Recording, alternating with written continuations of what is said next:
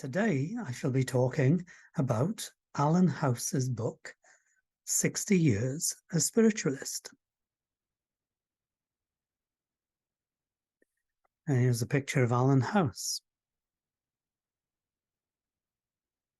Now this is a fascinating book, and Alan wrote it a good 10 or maybe 20 years before he crossed over. So he did a lot more than 60 years as a spiritualist. And what he didn't know about spiritualism, in truth, wasn't really worth knowing. So let's dive into the book first as last, and we'll start with chapter 2 on mediumship. There are many forms of communication between the worlds of discarnate spirits and humankind. They're incarnate brothers and sisters. What man looks upon as miraculous phenomena is but the spiritual replica of the human senses and materials vibrating at a higher level of consciousness. Subheading Mental, Clairvoyance and Clairaudience. So far as mental mediumship is concerned, I hope that I need do no more than refer to the evidence received via Mrs. Bertha Harris and described in my Introduction to Spiritualism, and that of Ivy Northich, referencing Whitefeather, though subsequent communications of the nature have been numberless. So Alan is referring you to his other book, Introduction to Spiritualism. And now we turn to physical. Materialization and direct voice. Physical mediumship is far more rare and mind-boggling, difficult to accept until personally experienced. Strangely enough, when so experienced, it seems remarkably natural. At least that has been my own reaction always. No slightest sense of fear or bewilderment, such as might be expected. I, as all other humankind, am a spirit being. Therefore, I can but assume that what is natural to the discarnate touches the hidden consciousness of those incarnate. The late Mrs. Helen Duncan was perhaps the most remarkable physical medium of this century, certainly so far as the publicly known and proclaimed are concerned. That dear soul spent time in jail for practicing what the ignorant priesthood and the ancient law which influence fostered termed pretending to communicate with spirit, part of the now defunct Witchcraft Act. Hers is a sad story of the condemnation of the innocent, but as it is well documented elsewhere, I will not dwell upon it except insofar as it relates to my own amazing experience of her powers. After her imprisonment, Helen still found courage to use her gifts to teach and to comfort wherever possible, but always in strict privacy, and with small gatherings she felt able to trust. Sometime in, I believe, 1950 to 51, the date is unimportant, the prayer group in which I was sitting, together with several other people, attended such a meeting at a house in the Hampstead district of London. Some 10, maybe 12 of us were ushered into a large downstairs room totally devoid of any furnishings or floor coverings, except for 2 rows of plain wooden chairs arranged along one side of the wall.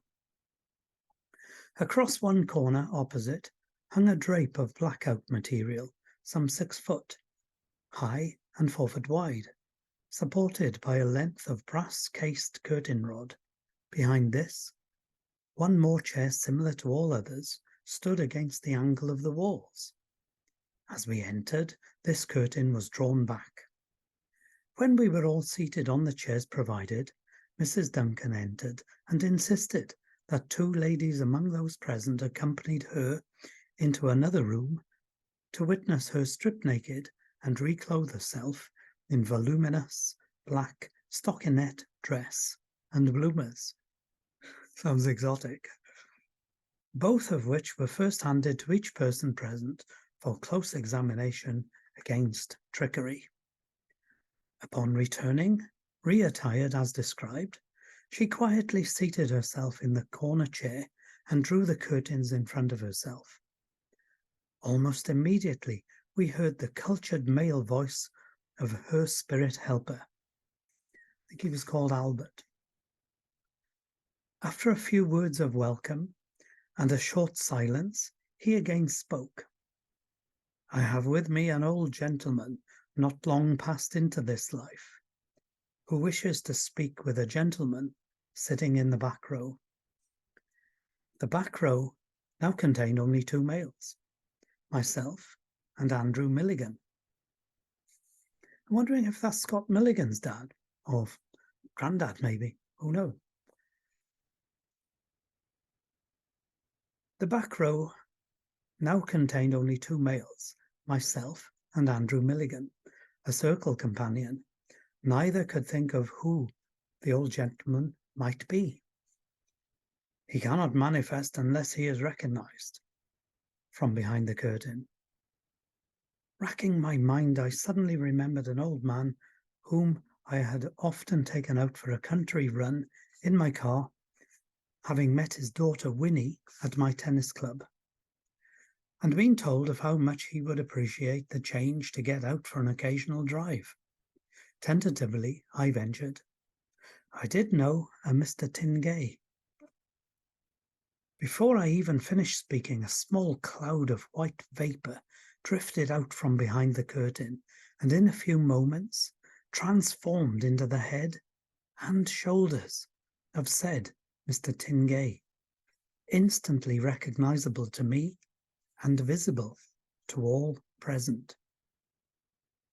Hello, Alan. Isn't it wonderful? Tell Winnie, won't you? Do please tell Winnie. No bother with my whiskers now, eh? His side whiskers were certainly neatly trimmed as he appeared to me, a matter of considerable irritation and expense to his daughter when on earth, as he insisted on a regular weekly visit from his barber to trim said growths.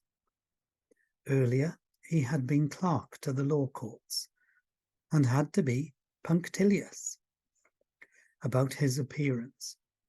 Hence the strange foible. One more. You will tell Winnie, won't you? The form then melted back into the vaporous mist to disappear behind the curtain. The figure was totally real and solid, identical to that I knew when my friend was alive. Thereafter, some 7 or 8 similar manifestations related to and recognized by other individuals followed the same pattern before our spirit helper spoke with regret that the power is faded. After a short interval, Mrs. Duncan reappeared to ask if the meeting had been satisfactory, totally ignorant of the wonders we had witnessed, having, of course, been in a deep trance state the whole time. One might ask, why this comparative stranger? Why not my dear father or mother? Both passed into the higher life. The answer is that self-satisfaction has no place in the spirit world. The need of daughter Winnie for consolation and father to provide such far outweigh my own selfish and therefore valueless desires of both materialization and dematerialization was my experiences of the mediumship of Mr. Ronald Strong, probably the most gifted exponent that I have known, able to manifest superbly in every known form of mediumship. Unfortunately, he passed as quite a young man in his early 30s, I believe. My contact with him happened in this way. Strong demonstrated regularly every Sunday for a considerable time during services held in Wigmore Hall, London. During one such, a request was made for volunteers from among the congregation to attend a materialization seance at the medium's home sanctuary in a West London square. As might be anticipated, there was no lack of offers, and a queue formed to register names and addresses in a side room after the service. I heard a couple, man and wife, give an address in Palmer's Green, a stone's throw from Winchmore Hill, where I was living at that time.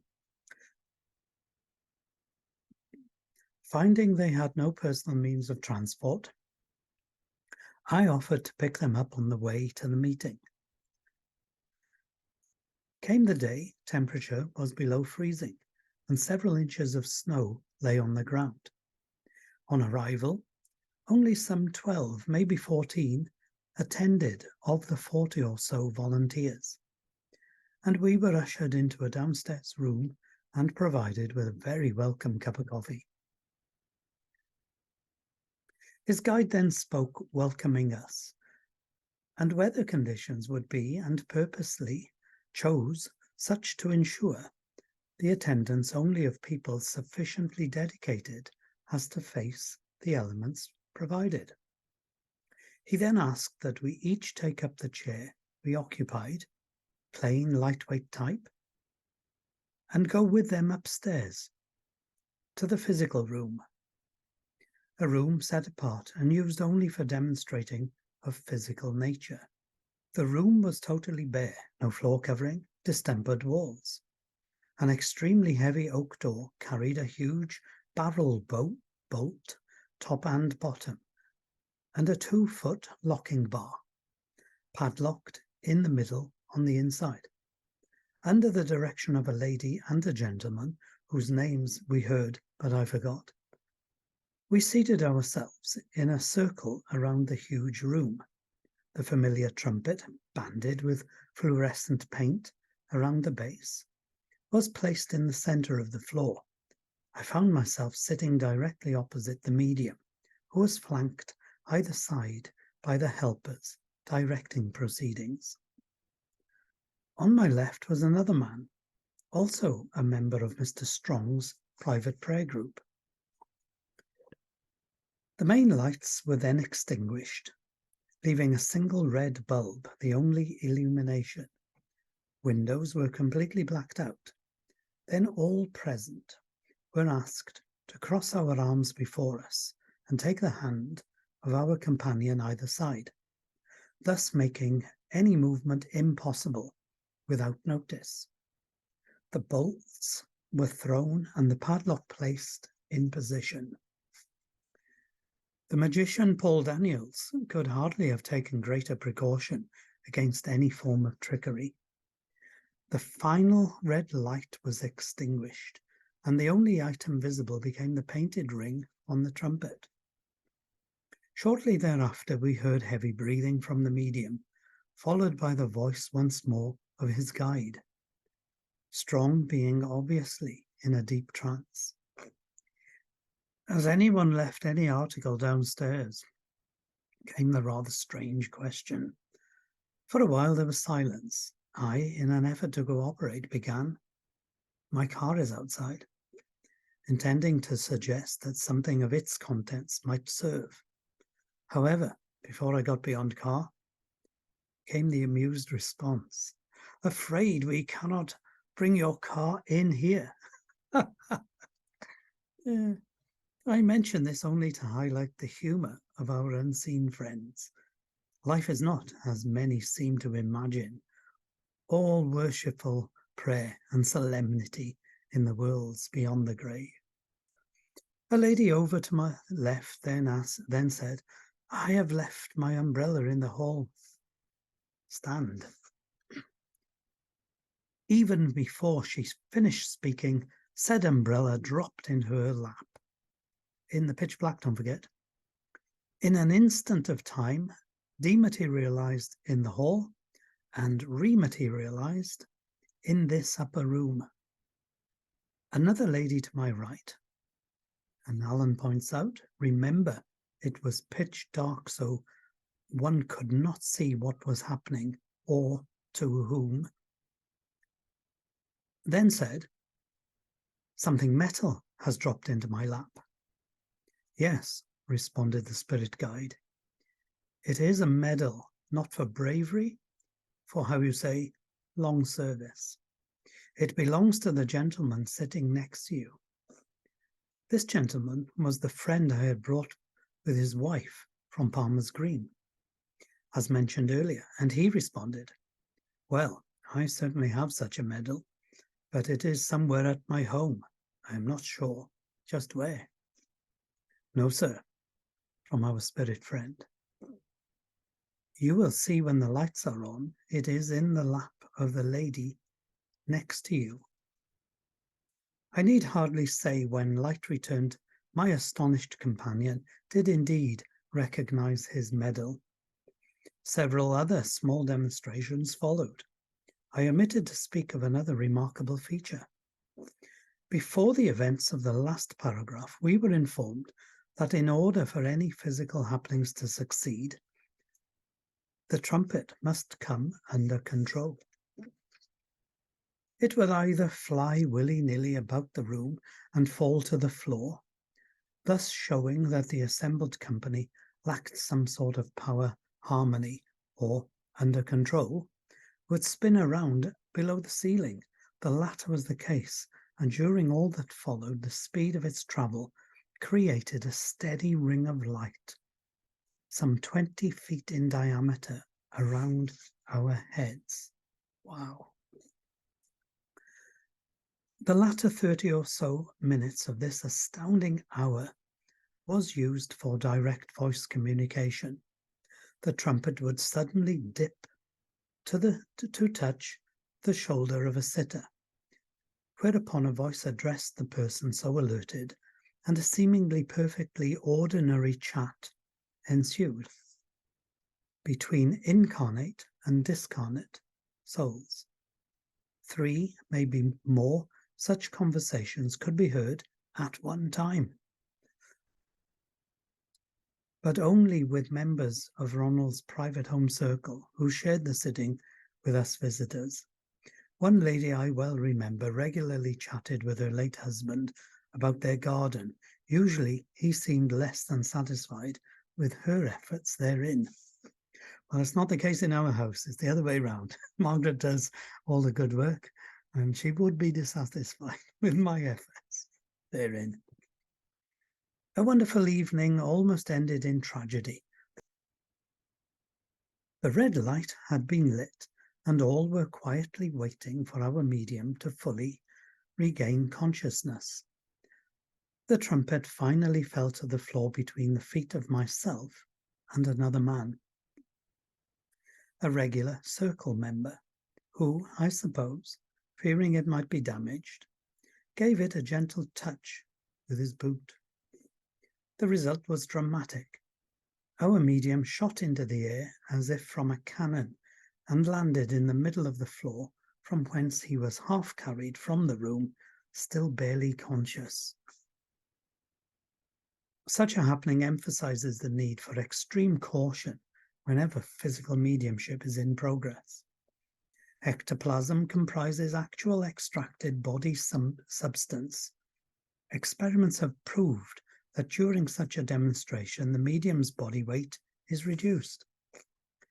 It must be assumed, therefore, that such an accident as I describe creates the equivalent of short-circuiting an electrical charge, the unfortunate medium representing the source of such current. A final touch to these mind-boggling events was yet to come. Upon getting into bed later that evening, my lady passenger was astounded to find a stranger's ration book between the sheets. What to do but return it to the rightful owner, named thereon, only to discover that the lady concerned was at our meeting. The ration book must have been dematerialized some 10 miles away in the seance room and rematerialized in Palmer's Green, presumably in the same instant as the medal had travelled in the opposite direction. On another occasion, under similar circumstances, the guide spoke to the lady sitting next to and holding the hand of the medium. Is your meady, that's the sort of pet name commonly used by him, is your meady all right? Yes, thank you. A few moments later, the question was repeated, as was the answer. A third repetition came with a hint of amusement in his voice, and then a knocking on the other side of the locked, bolted, and padlocked door. Ronald had awakened in an attic room above. Surely a repeat of the disappearance of the Master Jesus on the road to Nazareth. All that I do, you may do, and more also. That's the Master Jesus. I cannot leave the subject of direct voice without a mention of Mr. Leslie Flint, whose death earlier this year, 1994, deprived us of the services of the finest known exponent of direct voice mediumship of the century. Visiting his Hendon home for a private sitting of the home circle to which I belonged at that time, probably around 1952, the leader of our group took with her the painting of head and shoulders of a North American Indian. Another member, Mrs. Gwen Eckford, though not an artist, had worked colouring black and white or sepia photographs before the days of colour photography, and had felt impelled on a series of occasions, always during the night, to get up to work upon this picture. Incidentally, the canvas is in the back of a boot box. When completed, it seemed natural to pass the work to our leader. However, that lady felt no liking for it, and hence brought it to the sitting, to possibly learn more of its import. Leslie had a spirit friend, Mickey, a Cockney lad, who acted as a sort of doorkeeper and MC, master of ceremonies, and on all such occasions. After our welcome, my friend started to speak. I have brought this picture. She got no further before a deep, sonorous voice intervened. It is White Feather. The picture is for my brother, Alan.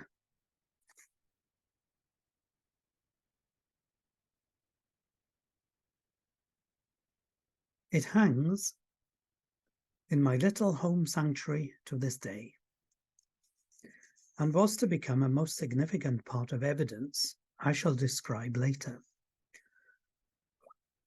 One other effort of Mr. Flint and his friends, George Woods and Betty Green, must be mentioned. In cooperation with their spirit friends, a series of some 40 or more sittings were undertaken, whereat souls from all walks of life, from Queen Victoria, Benjamin Disraeli, Mohandas Karamchand Gandhi and Ted Butler, and Wagstaff, a couple of Cockney folk, each tell of their manner and experience of their passings, death, and their life on the other side since. Their voices were taped, and such tapes are still available free of copy. If you go onto the Leslie Flint Trust website, you can hear the recordings. I assure my readers these tapes utterly destroy the silly comment often heard, no one has ever come back to tell us. Yeah, that's pretty much destroyed. And make fascinating listening. Yes, they do. My favourite was of a Roman lady singing in very early Latin, Roman Latin, of the Roman era.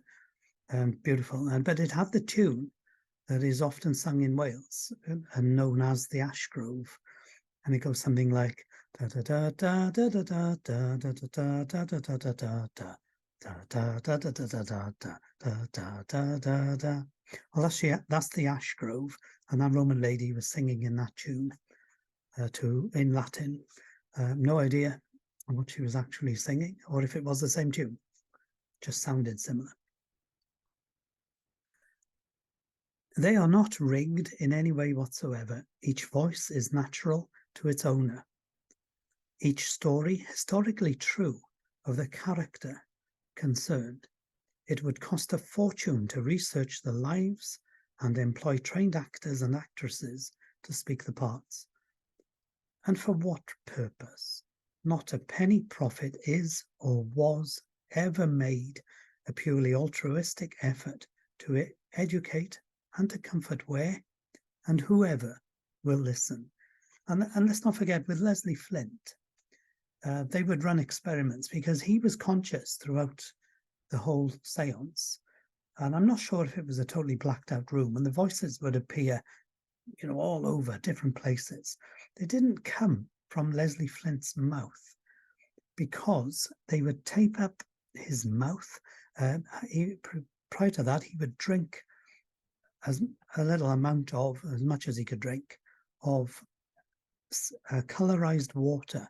They would stain it blue, then tape his mouth up. And at the end of the seance, they'd peel back the tape. Because he'd been conscious throughout, he was able to retain the water in his mouth, and then he'd spit it out. So you tell me, even if he was a fabulous ventriloquist, how he could have produced the voices himself. How fascinating is that? Going back to this seance described, the second seances with Mr. Strong. Now, I attended blacked out seances over in Clevedon in Krista Nucci's circles. Now, she had a bunch of mediums, not just the one. I predominantly sat with one physical medium who was a lady known as a songbird because her singing voice was utterly beautiful, and she can be heard on YouTube. I'm not going to reveal her name because I haven't had permission to do so, but you can research Krista Nucci's circle. I'm not sure what it was called, but it's in Clevedon, near Bristol. And another medium I also witnessed was in Full Light, and he was controlled by the spirit people that made him dance. Now, he was about my height, similar sort of age, maybe older. He had more of a belly than even me, which is saying something. And he had a bit of a chest on him that he couldn't really keep his voice going. And he was a heavy smoker. Now, that man, they would have dancing around the room for more than 2 hours. And they would be fast dances, all different kinds of dances. The one dance was the one with the Spanish bullfighter, where he has a cloth cape. And this time he had a tea towel, and he swing the tea towel around his head. Then he would fling it to the floor. And unbelievably, it would land totally flat rectangle on the floor, no creases. Try it yourself. That's quite difficult to achieve. That was done in light, so you'd see that, and they would have him singing, and they would break into a soprano, which, when you think what I've said about his smoker's chest, it's quite impressive. The dancing was amazing. So the other medium just one more recollection on a video I saw of that medium. He was sitting in the chair in the cabinet in the light, and that chair gently, quietly, slowly slid across the wooden floor with the medium sitting in it, and that was filmed. And that took a little while. And the noises in that room when he was performing were quite impressive. They were all like a Morse code. It was on a wooden floor, but we'd have music on, and one tune ended, die diddly die die, and then there would be 2 raps. I detracted from the other lady, the female medium in the pitch black. Female medium in the pitch black. First night we were there, it was cold. It was a winter's night. So we were invited to put blankets over our knees. 3 of us had 3 blankets, a blanket each, sitting together in a row. And there was more than the 3 of us in the room. And we were about 2 meters away from the medium and a meter away from the back locked door on the back wall. And in the pitch black, you could not see your hand in front of your face. And we made a wall of these blankets. And as the Ronald Strong seance described of materializing, dematerializing, the medium would be cable tied with plastic cable ties to the chair that she was sitting in, same chair as the other medium I described. And those cable ties would often just be snapped and, I don't know, maybe deposited around the room. On the first occasion I was there, they were snapped off and they were deposited under my chair, which, if you remember, had a wall of blanket in front of it. And that was all done in the pitch black. There was a felt hat, like a trilby type hat, that sat on the roof of the wooden cabinet. That hat would often be removed from the top of the cabinet, which was above height of anybody standing to pick it up. I couldn't reach it. It would have to be a very tall person, and they weren't in any seance that I was in. Certainly the medium wasn't tall enough. And she was tied in the chair, don't forget. Anyway, the felt hat on top of that cabinet was often thrown throughout the room, and it often would land on my lap. I swear to you, in the pitch black, that hat would land on my lap. Here we go again. There's metal chains to the cable tying of the medium. Those chains would be removed and flung into the room in the pitch black. When the lights were eventually put on, often they would be found within an inch of your foot on the floor. Never, ever touched you. The floor was strewn with things like child toys, trays of salt for spirit people to write in, illuminated things like bowls, trumpets. And whenever they untied the medium and whenever they moved her around the room, nothing was ever touched on the floor. And that's impressive because it was in the pitch black at random. One evening, they tied the medium up, and in total red light, we could all see this. And Chris closed the curtains. And the voice comes from behind the curtain, "Lady, inspect your work."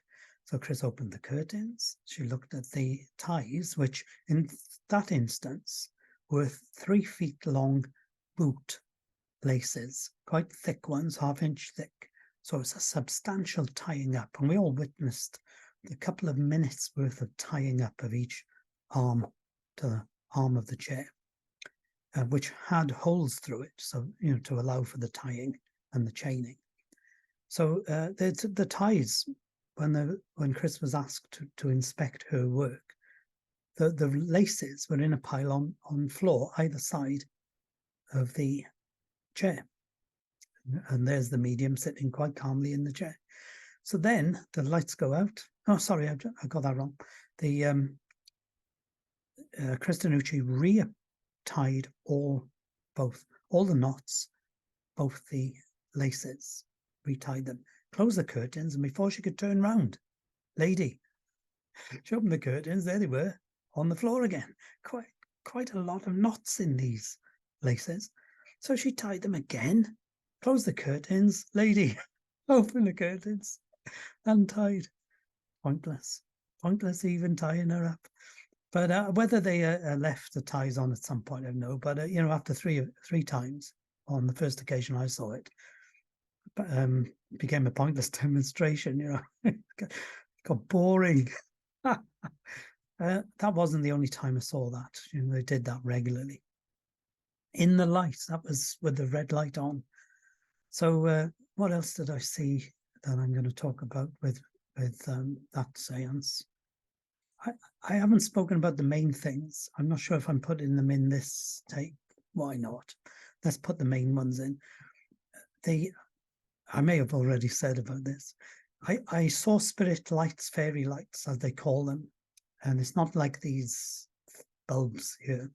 I saw a rainbow of red, black, and white, and possibly blue lights, fairy lights. I saw it for quite a while, and on 2 occasions. I was the only one seeing that, and as you know, I'm a medium, so maybe I saw it with my medium's eyes. What we all saw the very first night went to that seance, the blacked out seance, can't see your hand in front of your face. They put the red light on at some point. The curtains were opened enough to see the medium, and the red light was placed near her feet.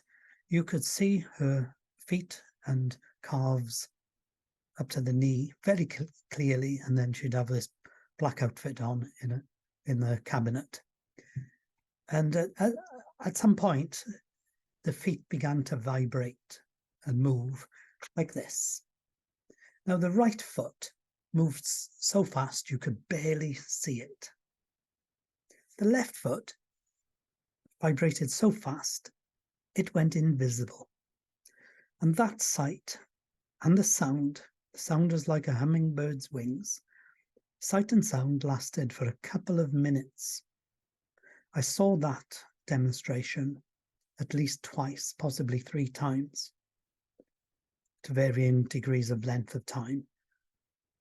That's just unbelievable to witness, because the lower legs did not move.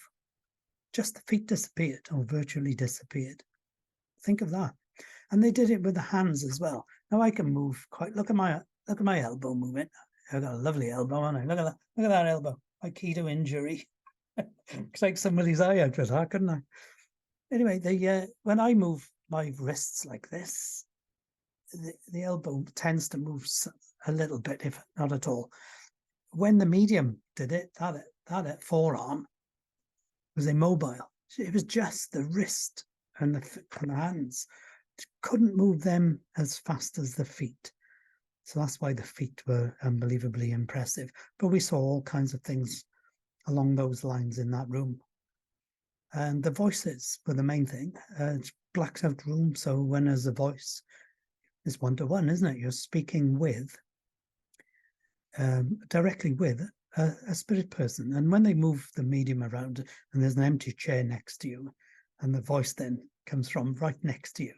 Now that voice was one of the partnership that wrote the song, one of many songs, I'm Henry the Eighth I Am, as featured in Ghost, which you'll remember. I'm Henry the Eighth I am, I am. I'm Henry the Eighth I am. I got married to the widow next door. She's been married 7 times before, and everyone was Henry. So I'm Henry the Eighth I am. Something like that. And you'd have a fabulous conversation with this bird who did that song.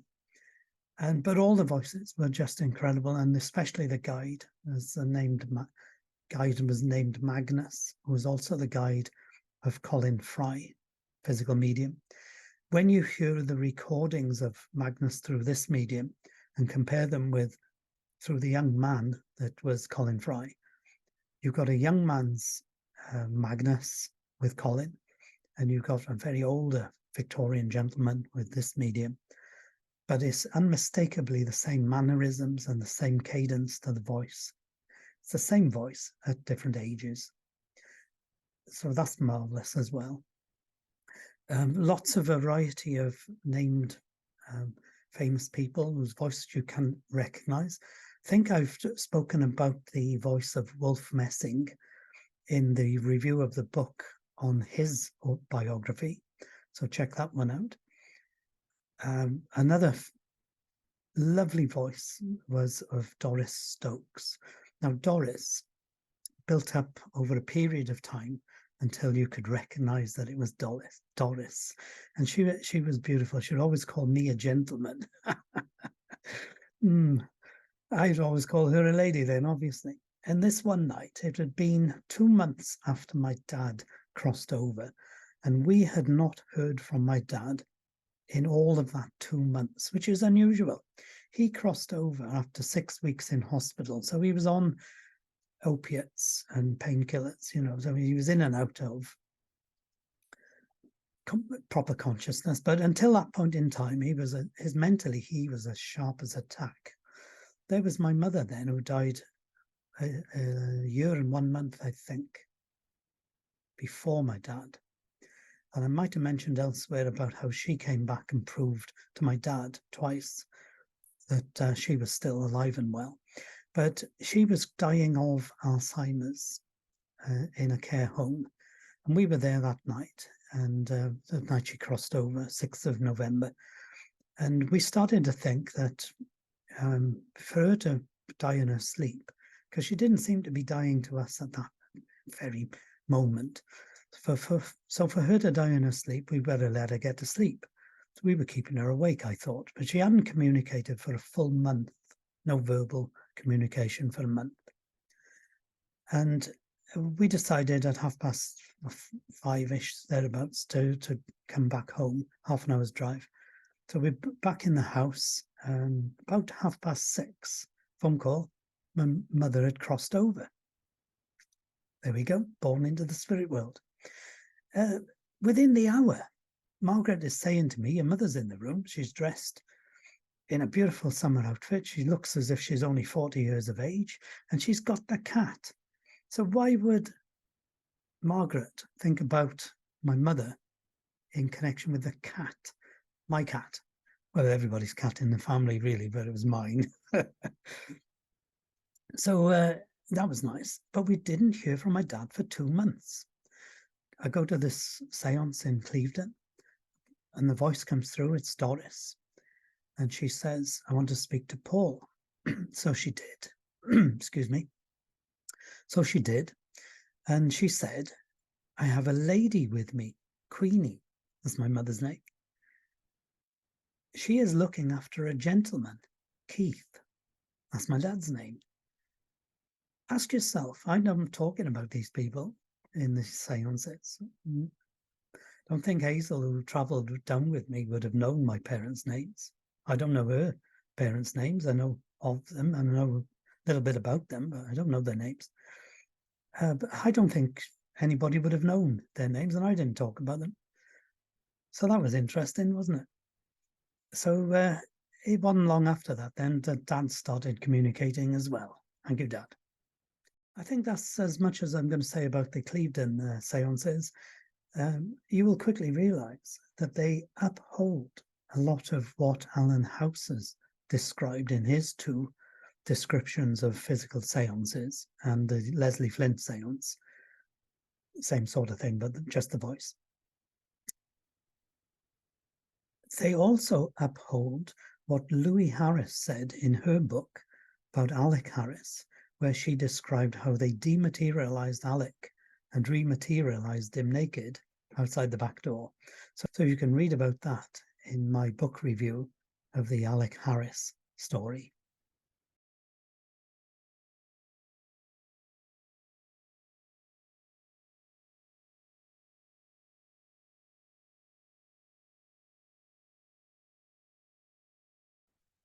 Well, reading again from the book, we turn to chapter 8, entitled Apports. As my fairly modern Collins dictionary makes no mention of apport, perhaps I should explain. An apport can be a flower or any material object presented by discarnate spirit to their incarnate human brothers and sisters. In common with other forms of physical phenomena, it is most difficult to accept without personal experience. Through the mediumship of Mrs. Doreen Fowler, I have, to date, received 25 books, only one less than a century old, several over such date, and 2 more than 200 years. All have religious or philosophical content, and each came with a link with particular unseen witness, with whom our prayer circle have had contact. This circumstance also applies to my crucifix and many other objects, either for my own or friends and associates of our group. Over the 15 to 16 years we have been together, I have lost count of the number of white feathers that have appeared Gifts from my guide, known to me as White Feather, to console, guide, and comfort. With few exceptions, we are forewarned that such a gift will be given. When it arrives, Doreen is almost invariably in trance, and we watch her put forth a hand whilst in converse with someone in spirit, and often speaks physically as well. "It's too soft, I cannot hold it," is a common comment. It often results in failure on such occasions, but the second, at most the third attempt always brings success. Such efforts being a week or more apart at our prayer group meetings, success comes instantaneously. The hand is empty, the book, or whatever it is in the hand. It would be exaggeration to say that I saw it come through. I have many times witnessed the phenomena. I give details of the first and therefore the most exciting, as reported in Psychic News on November the 14th, 1981. Until being told of the remarkable message received by Jose Vale Taylor, we had no intention of publicizing. Our friend Shirley emphatically opposed such action until it was made clear that it was Peter's, her late husband's wish. Fascinating circumstances accompanied many other such gifts, but none so complicated and remarkable as this first. This is the excerpt from the Psychic News dated November the 14th, 1981. Dramatic Seance Proof Figures Mystery Woman by Alan Cleaver. I last week probed the astonishing details of a fascinating cross-correspondence survival scheme which involves several people, some total strangers to each other, and an apported book, first published in 1689. Intriguingly, this psychic drama has, as one of its central characters, an anonymous woman whose full identity is a mystery. It was a Ouija board that supplied name and telephone number, which proved to be a vital link.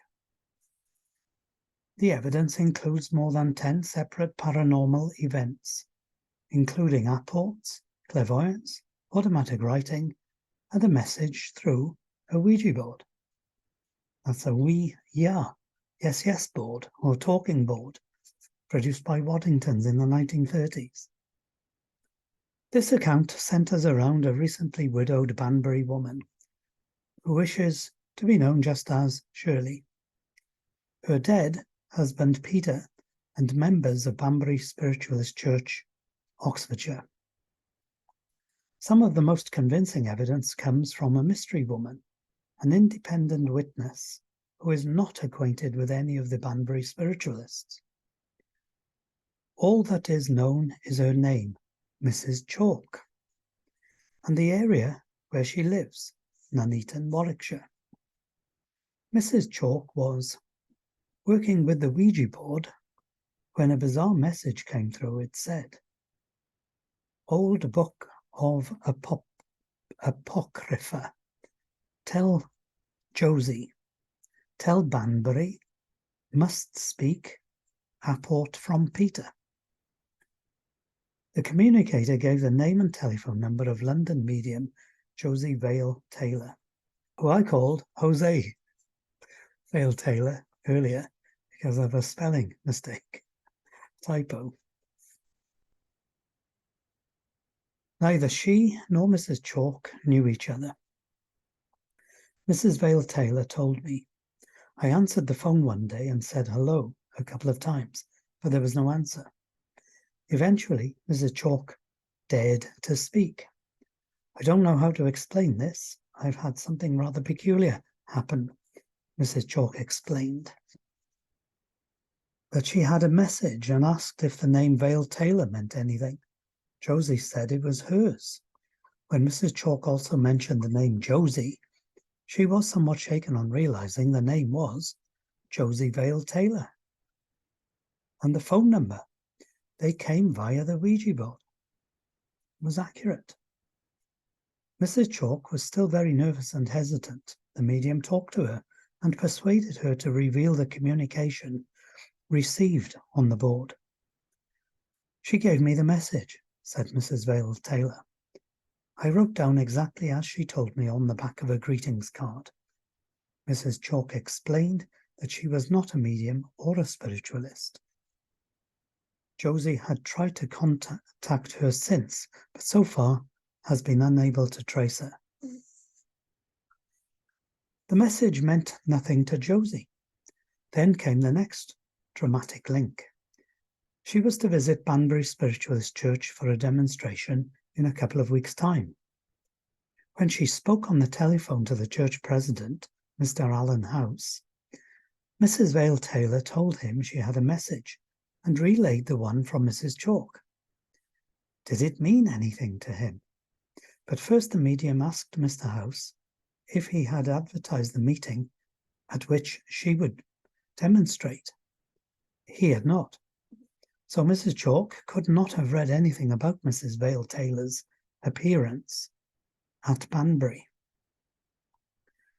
Josie told Mr. House the message. The president understood. The apport mentioned in the Ouija board communication had, he explained, manifested. It was received by medium Doreen Fowler at 11:30 p.m. on August the 24th, 1981. Its arrival was witnessed by Banbury Spiritualist Church Secretary Mrs. Celia Blackmore. The medium was staying with her. They shared the same bedroom. Mrs. Blackmore described the way in which the apport arrived. Doreen, in bed asleep, stretched out her left hand as if feeling for something. She reached further and further, then gasped out loud, I can't reach it. Sitting up a bit more and leaning forward, Doreen again stretched out her hand forward and upward. Her fingers closed over an inch-thick, hard-bound volume, 5 inches by 9 inches, which simply appeared out of the air. Doreen held it perfectly still for a matter of a second or two, then her other hand came up and grasped the other side of the book. Drawing it close to her, she whispered, Thank you, Peter. Give it to Shirley.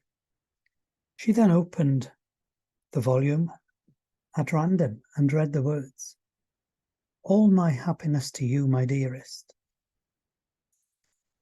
She lay down, cuddling the precious gift, and turned to her right side.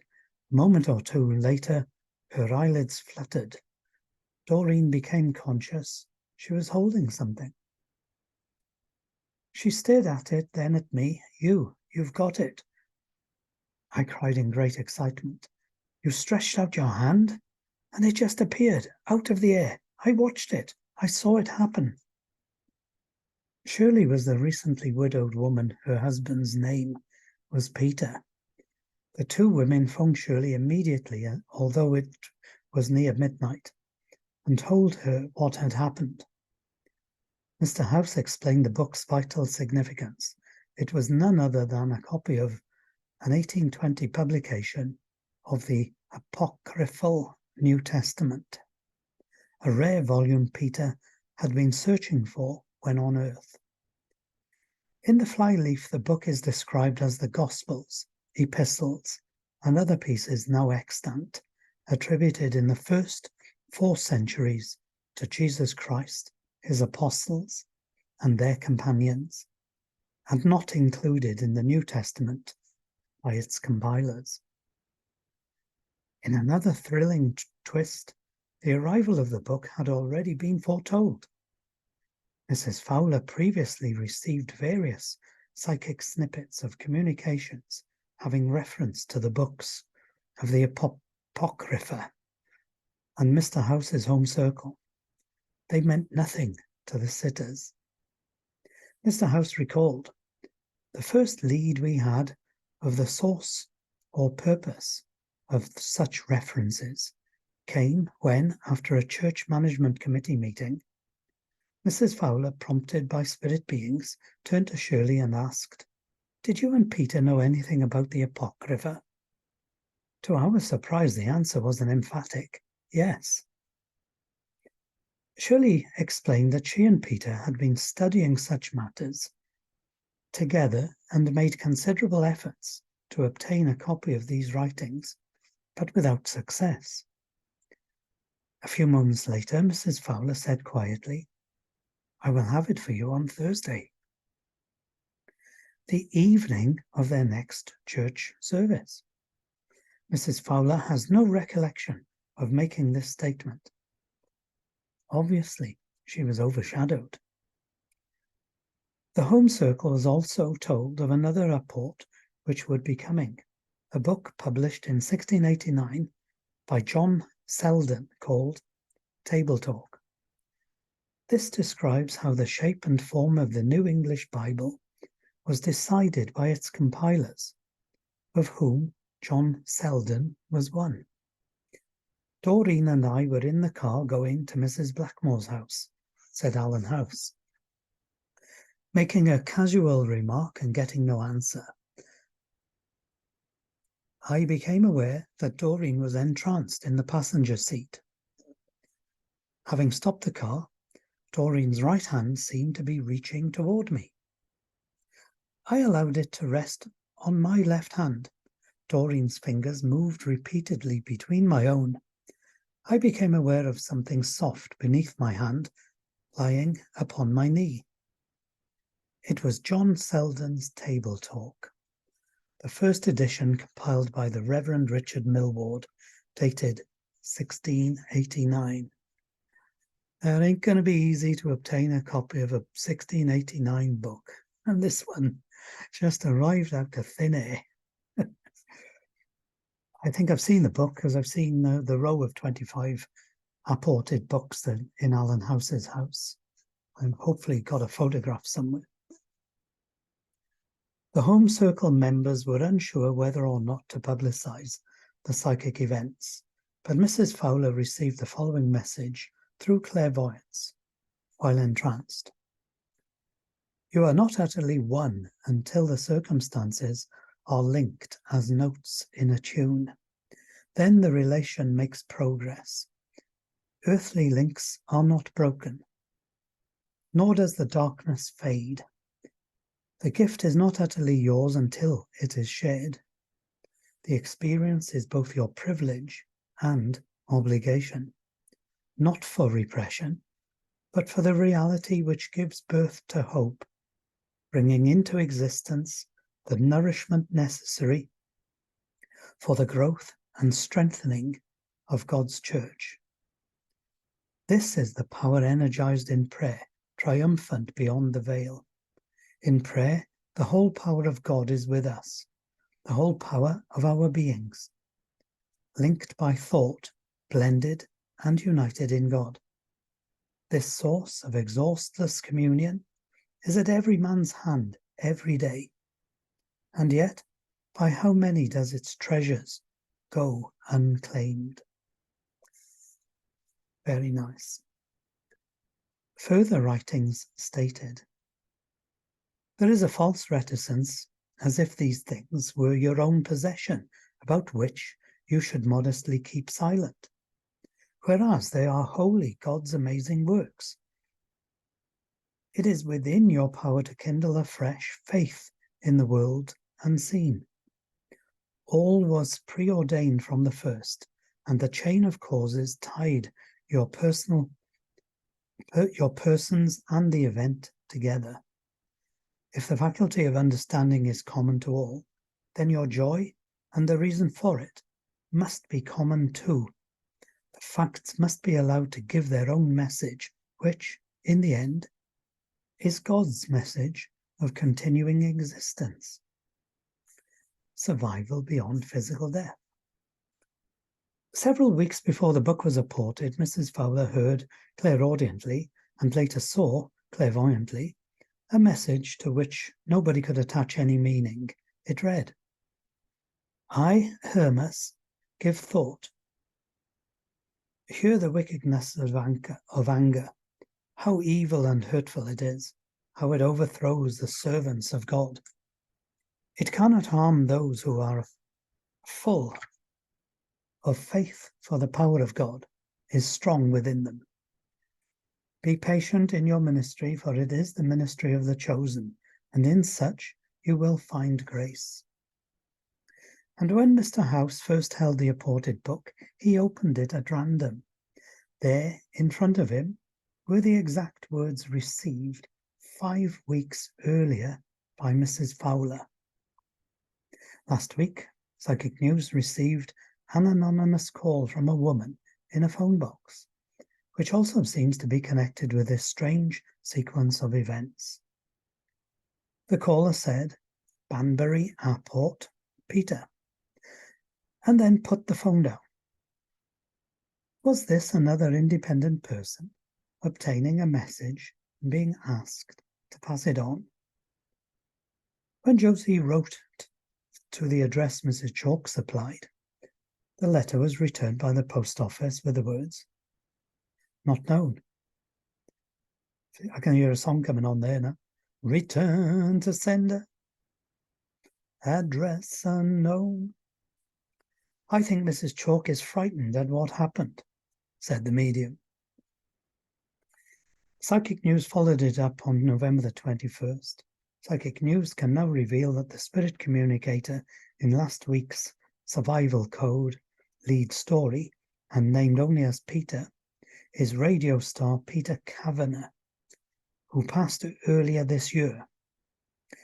Kavanagh, the voice of all, impressionist, entertainer, has returned to his wife Shirley, providing highly evidential communications. And the book goes on to talk about a whole load of sundry artifacts, to be followed by a list of the apports in book form, which I'll take a photograph of and insert. Sundry artifacts. On one occasion, after attending a service together, Mrs. Fowler and I sat talking for a few minutes in her lounge. Returning after my departure, she was for a moment very disturbed by what appeared to be a jet black crucifix on the chair I had just vacated. However, it was quickly realized that the color was no more than some sort of sooty coating, covering a very lovely emblem. I was given the article the following day, but realized that the only chain I possessed was too short on which to wear it. For the moment, therefore, I decided to use a black bootlace. A few evenings later, at our normal prayer group meeting, Doreen returned from a short trance and related her experience whilst away. An African priest showed her a beautiful book. On the first page was pictured himself teaching the word. To some very young children, the letters W-O-R-D were formed from the petals of a flower, whilst 3 centre stamens spelt G-O-D. The second page was similar, except that the children were much older, and a bee flew from each corner of the page to the 4 corners of the earth. A third showed a company of youths and became spotted with blood. A spiritual view of humanity's progress in 3 stages, maybe. He then went to speak of his precious words, some on rice paper, other parchment, which, as fire threatened his life within a small cell, he tied in the bootlace on which hung his crucifix, and in the hope that they might thus survive the flames, threw them from his cell window. In his own words, as far as I can recall, they were turned to ashes and wafted away to the kingdom of God, there to await the breath that shall once more renew them to the ears of man. I hardly need to confirm to this day, 8 years later, my precious gift still hangs upon a black bootlace. Over time, Doreen at home with her husband, bothered as are we all at times over cash flow, jokingly remarked, having reference to the recent flow of apports, "I wish they could send us some cash." A short time later, she was wakened, obviously from a short trance, to find herself clutching a handful of ancient Chinese coins, cash, as I understand is the Chinese word for money. My spirit mentor is a Chinese gentleman, or should I say was such, known to me as Chan Fu. We are content that the cash was his equally light-hearted response to Doreen's playful request, and Alan gave Margaret one of the coins, and there it is.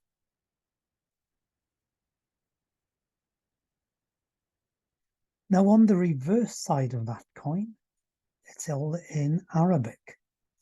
So maybe it was a Silk Road coin, readable on one side in Arabic and the other in Chinese. Now, Alan mentioned a picture of his guide, Chan Fu, and there's a drawing made by someone, I'm not sure whom. Hang on.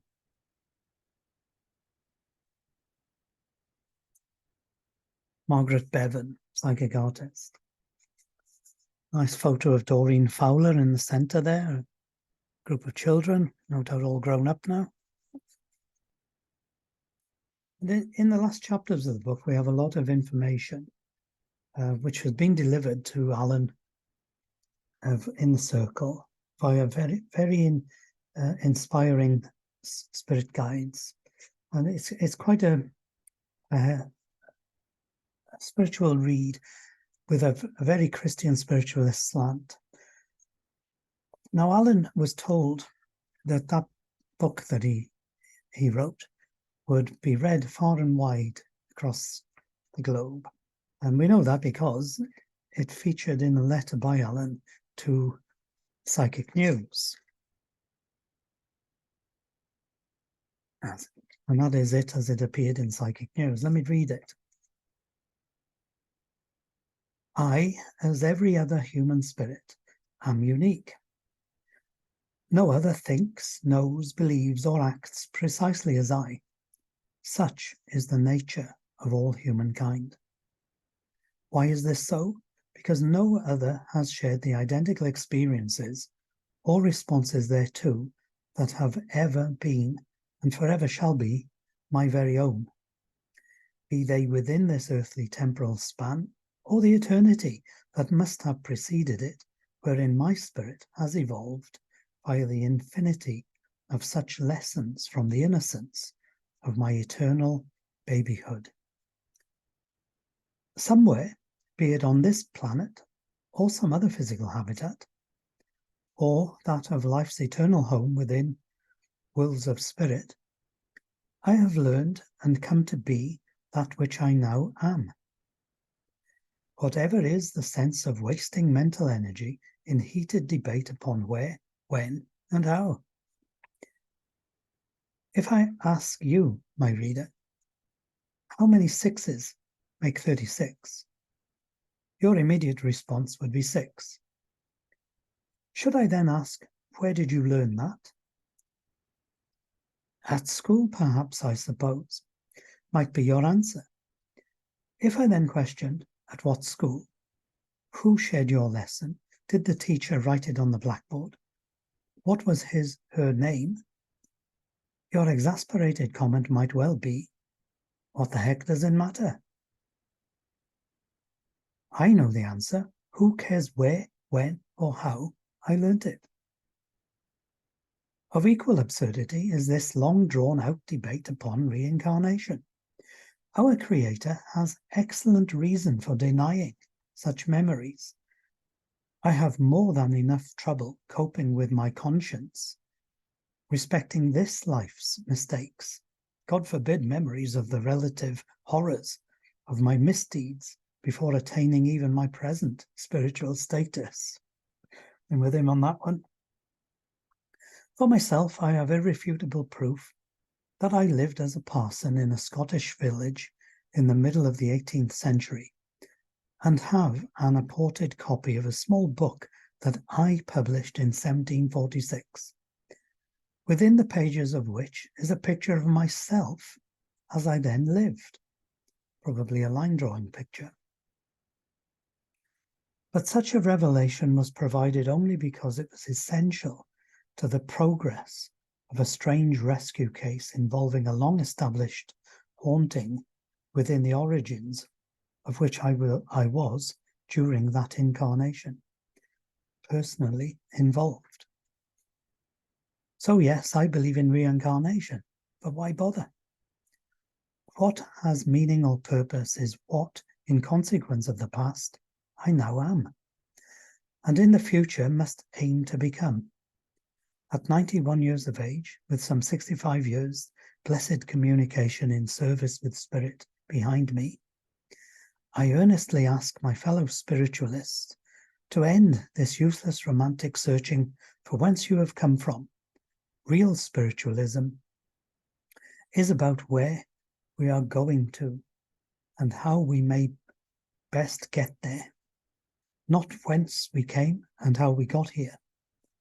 Alan's book is available from Psychic News, which I think now we might be Psychic Press of Redwoods, Stansted, Montfichet in Essex, but you can probably get it from Amazon. They seem to sell every book. We had a nice little apport once. We were in Arthur Findlay College, where Redwoods is located. And in the car park, I picked up this, it's about this big, box-shaped, it's about that size. And it's like a hand axe in flint, but it wasn't actually a hand axe. It just appeared to be shaped on one side. The other side was perfectly flat, which wouldn't have been the case, for a Neolithic hand axe. Anyway, brought it home and we had it in the garden for 2 years, just lying around. Don't know where I put it, can't remember. Then one day I had the brainwave. It was about 10 o'clock in the morning and I noticed we had a bird bath made of concrete, and next to the larger circle for the water was a smaller, exactly that size. So I rested this flint in the hole, which was about perfect fit for it. That was 10 a.m, about 12 noon. There's a passageway between two houses, ours and next door. I was walking in one direction towards the gate, and through the neighbour's gate came Harry, the youngster, and his father, Andrew. And then we looked at, as we were talking, I looked down, and we all saw in between us, at our feet, that very hand axe, just on the floor. 2 hours after I put it somewhere special. So for 2 years, Spirit Will could have moved it around the garden. I wouldn't have known. But at 10 a.m, I knew that I'd put it in that exact spot, and nobody had been in the garden in that 2 hours to move it. So I think that was a little apport. Now, Margaret relates a story where her and Andrew, when he was a youngster, were playing guess the head or tails, guess the picture that's going to come up. We've all done it, haven't we? You can make a decision, can't you, about tossing a coin, heads on one side, tails on the other. So Margaret and Andrew took turns, and whenever Andrew called, he got it wrong. Every single time that Margaret called, she got it right. So Andrew is an exceptionally bad loser. Andrew, being a bad loser, decided that's it, one more time and then nothing. No more, had enough. They threw the coin in the air and it disappeared in the air. They didn't hear it land. They picked it up off the floor countless times. It disappeared totally. They moved the settee. They looked everywhere. That 50p was disported, if that's the right word, the opposite of apported. apports can be very common. And if you read Alex Harris's book, Louis Harris's book about her husband's mediumship, you'll read about apports there. You probably will read about apports in everybody's biography as a spiritualist, because we spiritualists do seem to get them. And the floating of white feathers is another common experience. I can remember talking about using a white feather as a prism. You know, where you've seen the is it the Pink Floyd album, where they show a beam of light, white light coming in one direction, hits the triangular prism, and the light is then split like a rainbow. I knew it. Just before I started this part of the recording, we had the most beautiful rainbows looking out from our balcony across the Caerphilly Mountain. Beautiful. I'm going to put them up now, right after this. So there I am talking about now prism and the rainbow effect. And I wondered when I saw the rainbow if it would appear in the reading I would undertake just afterwards. It didn't. The very next day after talking about using a white feather to make that prism and rainbow effect, I stopped in a car park and I was just standing there next to the car. And from above, a white feather just landed at my feet. The most perfect white feather, shape of it was perfect. And not a mark on any of the veins or whatever they call them. It was perfect. It just landed at my feet. So of course you're looking up and around, expecting to see a seagull or something. But, you know, I can't say for sure that there was no seagull above me. And also, how long does that feather take to descend? There we are. It's just a coincidence.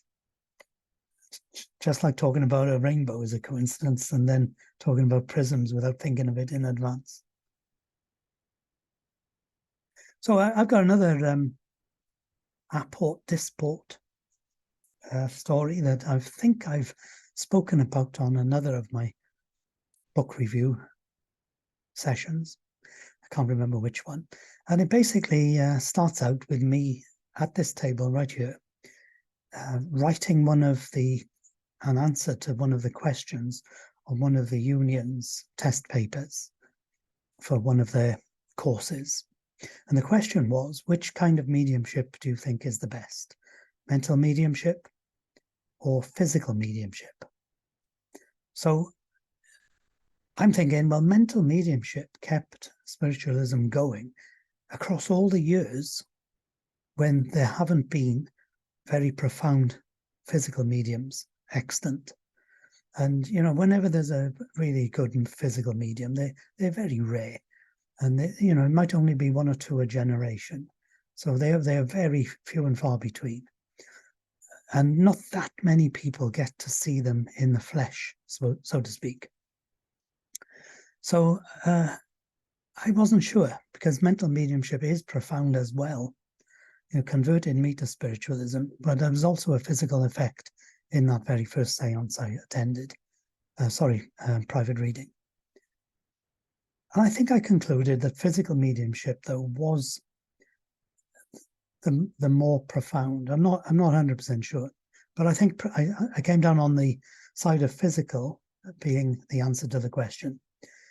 And maybe when you think about Jesus the Master, as Alan House talks about, it's in 3 of the Gospels, Matthew, Mark, and Luke, where 3 of them describe what 3 other apostles described to them about Jesus taking the 3 other apostles up a mountain with a tabernacle. Now, a tabernacle could be a cabinet that is used by physical mediums.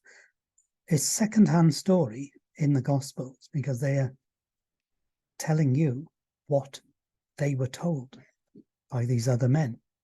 But these other men say that out of this tabernacle, after Jesus went inside to sit in it, came full-form materialized spirits. Moses, I think maybe Elijah, and they identified themselves. In other words, Jesus the Master was a physical medium. So right from the word go, physical mediumship has been there proving the existence of a spirit world and our survival beyond physical death, to live happily in the next world. And modern spiritualism back in 1848 started with physical mediumship. And one of the neighbours of the Fox family created an alphabet system, the original Ouija board. So that was what I was writing, and we went off shopping then. And as we walked through a small housing estate, next to this wall was an empty beer can, Carling Black Label Lager, discarded on the floor. And next to it was this ornate Carling glass, beautifully shaped, sculpted. I fancied it. And she must be obeyed. I'm him indoors, so she's the boss. She gave me the look. Don't you dare pick that up. You're not having that. Leave it there. Anyway, we go to the shop, picked up the veg, walking back. I'm thinking, I'm going to have that glass. So with the deftest of moves, I'd hung back a little bit. Margaret had gone on ahead, only slightly. I whipped up to the wall, grabbed the glass, in the bag with the veg, got it home, put the veg out next to the sink, picked the glass up, put it under the tap to wash it, and then fill the bowl and give it a really good wash. When I looked at it, it was a plain, ordinary half-pint glass that to a penny, and you just wouldn't pick it up because there's nothing to it. It's featureless. What happened to that ornate sculpted glass? What happened to it? If somebody came along, which I could well understand, and picked it up in that intervening minutes that we were in the shop, about possibly 20 minutes, if they picked it up, they would have just walked off with it. They wouldn't have replaced it with a plain, ordinary glass.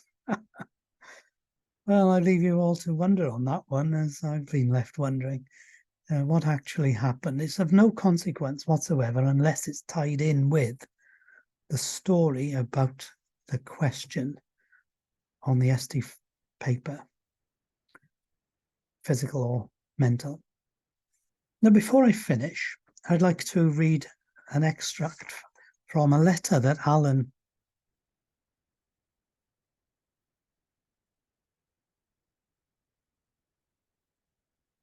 sent to Margaret, because they were in correspondence. So dated 16th of June 1995, dear Margaret. The book is being well received so far, but it will probably take a year or so to find its established place. However, I know that it will be read worldwide given time. Please, dear, that is not being big-headed, merely quoting the spirit information given many times during its writing. And since, take consolation in the knowledge that one greater than yourself works with you. Given whilst I struggle to write the latter part, and a miraculous happening that must wait until we meet, like the last few words, only someone like yourself would believe, not for general publication. Now, maybe myself and Margaret have been partly instrumental in getting that book read worldwide, because I know that some of our members on Margaret and Paul's Togetherness Group Facebook group pages have heard of me talking about 60 years as spiritualist and have sent off probably to Amazon for the book. I think my friend Kelly is one of them. So others in Germany have also sent off for it and read it. And hopefully, as we conclude this session, some of you will send off for it.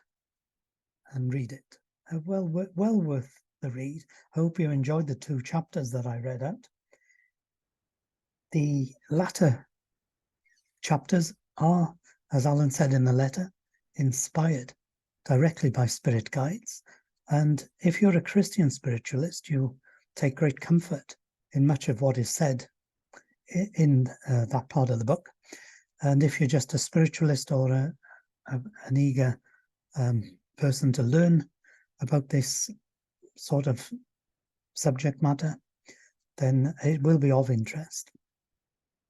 We'll finish by playing 2 minutes worth of a video I created with my friend Brandon J. Kim, who we were in discussion about a book that he was instrumental in compiling, and that is called The Teachings of Estelle Roberts, Red Cloud. And so that book is available. And during the course of a Zoom session to talk about the book and how it came into being, we had a Spirit Extra voice appear. So it leaves you wondering, and when you heard the story of Leslie Flint's mediumship within the chapter I read about, you would wonder, how can they, spirit world, spirit people, give their voice and put it into this physical side of life to be heard? Brandon and myself did not hear the Spirit Extras, because I think there's more than one in the whole recording, but I've only isolated one. We didn't hear it. It was after I published the interview and advertising Brandon's book that we were, as one friend of Brandon pointed out, there's an extra voice. Who's the lady speaking? Was the question to Brandon. And he immediately thought it was Margaret. But Margaret was sitting exactly where I'm sitting. And the recording took place 4.5 meters away, over in the other part of the room. Listen to it for yourself and make your own opinion. Is that Margaret with her Welshness? Or is it a Spirit Extra? So over to the recording entitled Hundreds, which can be found on my YouTube channel. Yeah, hundreds and hundreds. Hundreds. I mean, Wow. it's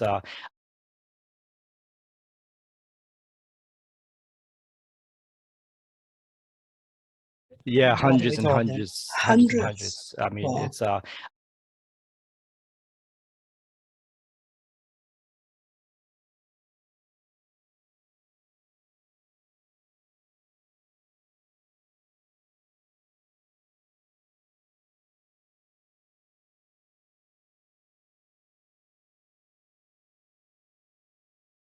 So somebody has taken the effort originally to produce those typed manuscripts, and there's a lot of them. How many of them are there then?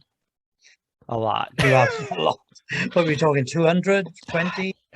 Yeah, hundreds and talking? hundreds. Hundreds. I mean, Wow. it's I'm actually in discussion with Paul. Those typed manuscripts, and there's a lot of them. How many of them are there then? A lot. You have a lot. What are we talking? 200, 20? Yeah, hundreds and talking? hundreds. Hundreds. I mean, Wow. it's I'm actually in discussion with Paul. Yeah, hundreds and hundreds. Hundreds. I mean, Wow. it's yeah, hundreds and hundreds. Hundreds. I mean, Wow. it's yeah, hundreds and hundreds. Hundreds. I mean, Wow. it's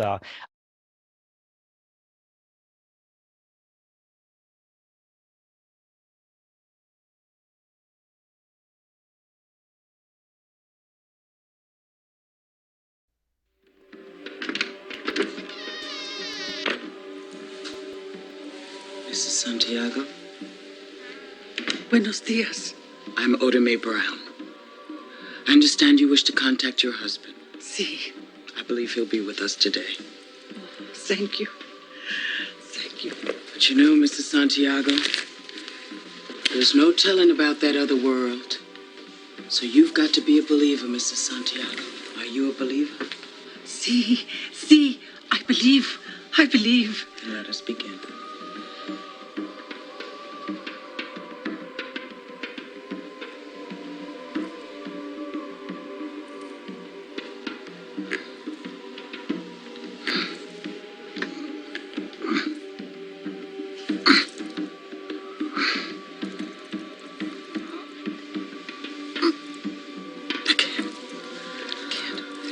It's too difficult. I just can't seem to make contact. I don't feel his vibe. No, wait. I'm feeling something. Did he know someone by the name of Anna? Consuelo? Lucita? Julieta? Josefina? Linda? Maria? Sí, his mama. She is Maria. Yes! Praise God, I knew he was with his mama. Oh, my God.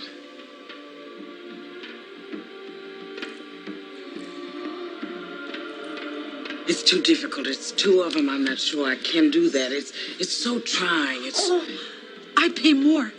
How much? How much? $20. Oh, way to go. Milk her for every penny.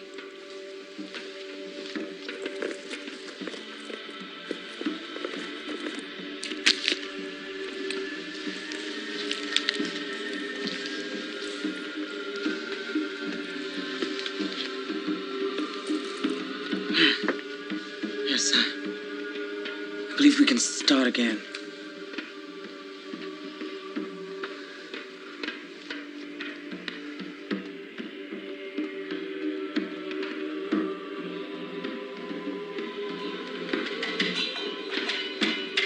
Praise the Lord. Thank you, Jesus.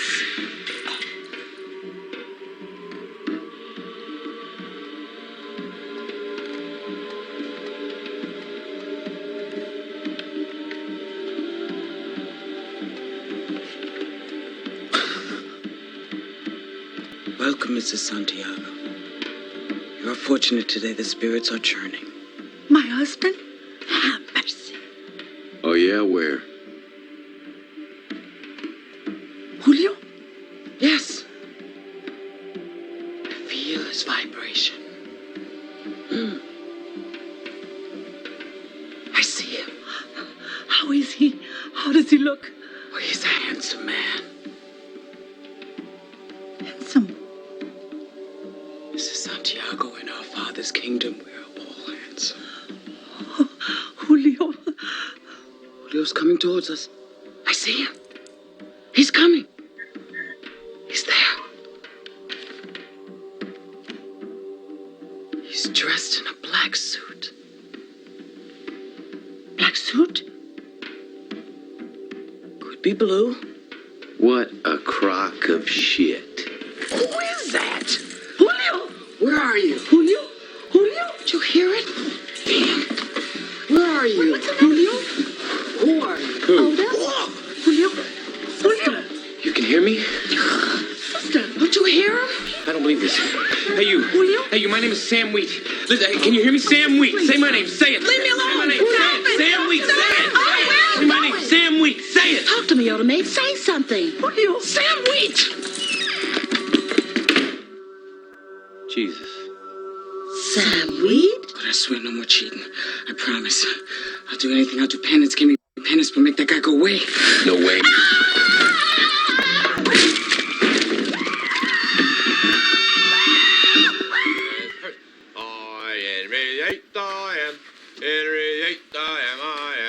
I got married to the widow next door. She's been married 7 times before, and everyone was Henry, and Willie Arthur. No, sir, I'm an 8th man of Henry.